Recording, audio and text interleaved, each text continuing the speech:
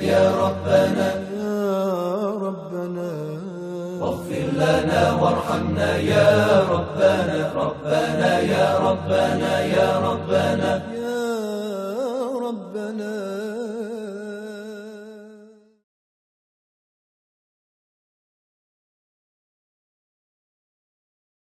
أعوذ بالله من الشيطان الرجيم. بسم الله الرحمن الرحيم. الحمد لله رب العالمين، والصلاة والسلام على رسول الأعظم محمد صلى الله عليه وآله وسلم وعلى أهل بيته الطيبين الطاهرين. أقول لكم السلام عليكم warahmatullahi wabarakatuh. Para pemirsa dan pendengar yang kami hormati, kalau pada kesempatan yang lalu kita telah mengutarakan dan membahas bersama tentang bantuan secara materi terhadap mukmin yang lain, pada kesempatan yang baik ini insyaallah kita akan membahas tentang bantuan maknawi terhadap saudara kita seiman. Bantuan yang pertama adalah bagaimana kita mewujudkan suatu budaya yang luhur dalam sosial kita. Lingkungan akan memberikan efek yang luar biasa dalam pribadi seseorang.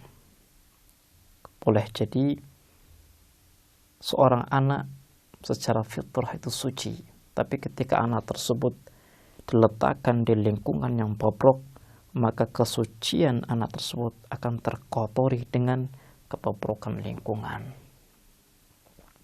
Dan ada hal yang lebih parah yang bisa kita lihat dalam masyarakat kita. Seseorang yang hidup di lingkungan yang bobrok, boleh jadi ia tidak bisa menentukan dengan baik mana yang benar dan mana yang salah. Dia bingung. Kenapa? Karena lingkungan sudah mencetak suatu pribadi dalam dirinya.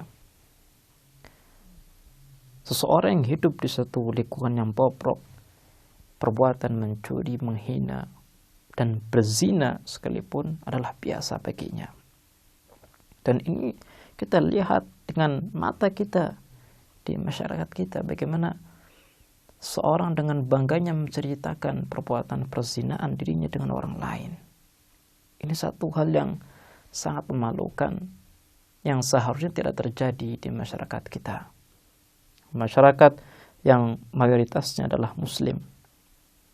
Jadi bantuan yang pertama yang bisa kita berikan kepada teman kita, saudara kita, adalah dengan kita mewujudkan suatu budaya yang luhur. Dengan budaya yang luhur ini, maka pribadi teman kita dan saudara kita akan terdorong, akan terarah dengan baik. Makanya dalam berbagai hadis kita dapatkan bahwa muslim atau mukmin itu dianjurkan untuk berdiskusi tentang ajaran-ajaran Allah Subhanahu wa taala. Hal ini difungsikan untuk mengingat kembali tentang ajaran-ajaran Allah Subhanahu wa taala. Ini diperuntukkan untuk membangun suatu kesadaran untuk bisa hidup di sosial dan budaya yang baik. Ini yang pertama. Yang kedua,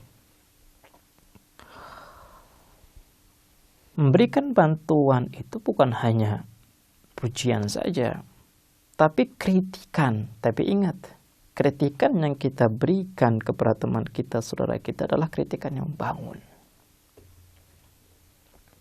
Makanya dalam satu hadis, Imam Ali bin Abi Thalib mengatakan, imhad akhaka an-nasihah hasanatan kanat aw qabihatan wa sa'idhu ala kulli halin.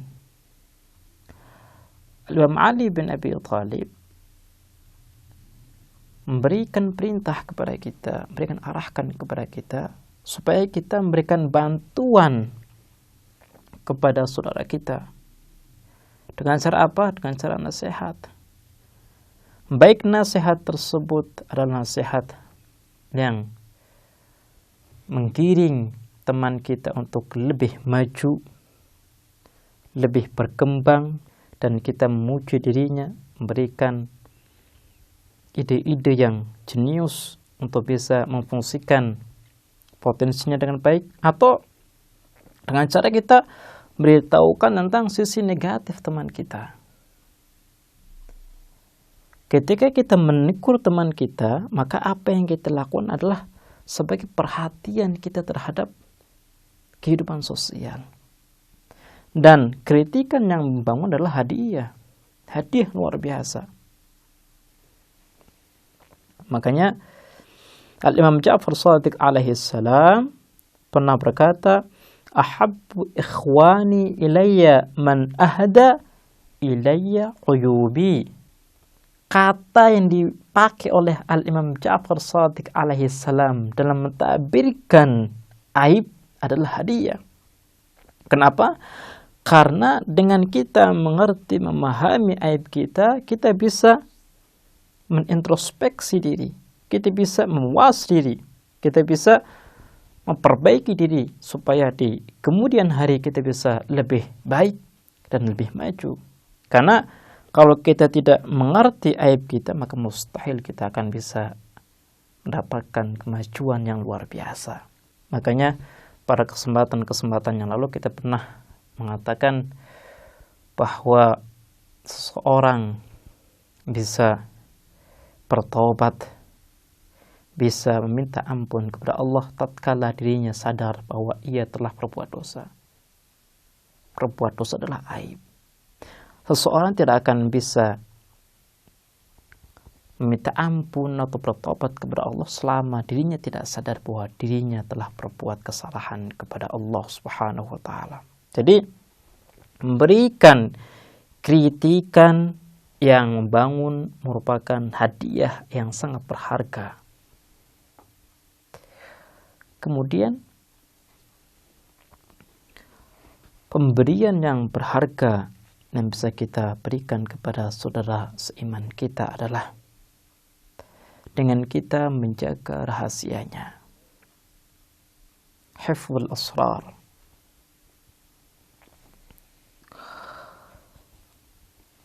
Al-Imam Ali bin Abi Thalib pernah berkata, "Waktum sirrahu wa aibah wa adhhir minhu al-hasan." Simpanlah baik-baik, jagalah baik-baik rahasianya dan aibnya. Wa adhhir minhul hasan, dan tampakkanlah kebaikannya. Ini merupakan satu hal yang perlu kita berikan kepada teman kita, saudara kita. Seseorang akan bisa hidup dengan baik selama rahasianya masih terjaga. Ada seseorang yang melakukan kesalahan, selama kesalahan ini tidak diketahui oleh orang lain, maka ia akan memiliki kehormatan khusus di matanya. Dan kita banyak menyaksikan di mana dahulunya orang ini adalah orang yang mulia, membimbing masyarakat, tapi ketika masyarakat mengetahui bahwa si fulan telah melakukan kesalahan, maka apa yang ia miliki di kesempatan yang lalu, hal ini lenyap dari hati masyarakat, dari mata masyarakat. Makanya untuk bisa menjaga pribadi seorang mukmin, maka kita harus pandai menjaga aibnya. Tidak semua aib harus diketahui oleh orang lain. Dan bahkan aib-aib tertentu tidak boleh diketahui oleh orang lain. Kenapa? Karena ketika aib-aib tersebut diketahui oleh orang lain, maka akan mewujudkan satu dampak yang sangat negatif terhadap pribadinya. Kemudian hal yang lain yang bisa kita berikan kepada teman kita seiman, saudara kita seiman adalah hendaknya kita tidak langsung percaya ketika ada seseorang yang menceritakan aib teman kita atau saudara kita. Makanya Ada satu penjelasan dari Imam Ali bin Abi Thalib di mana beliau mengatakan, ayuhan nas man arafa min akhihi wathiqata dinin wa sadada tariqin fala yasma'anna fihi aqawil ar-rijal. Barang siapa yang mengetahui dengan baik bahwa temannya itulah teman yang memiliki agama yang bagus, memiliki pribadi yang bagus, maka ketika ia mendengar ada isu-isu miring terhadap dirinya, hendaknya ia tidak mempercayai isu-isu tersebut. Ini merupakan satu sikap yang harus kita berikan kepada teman kita. Al-Imam Ali bin Abi Thalib adalah sosok yang mulia, sosok yang akan mengiring kita kepada kehidupan yang mulia, kehidupan yang indah, kehidupan yang suci. Baiklah pemirsa, insyaallah kita akan lanjut pembahasan kita di kesempatan yang lain. Kita akhiri. Wassalamualaikum warahmatullahi wabarakatuh.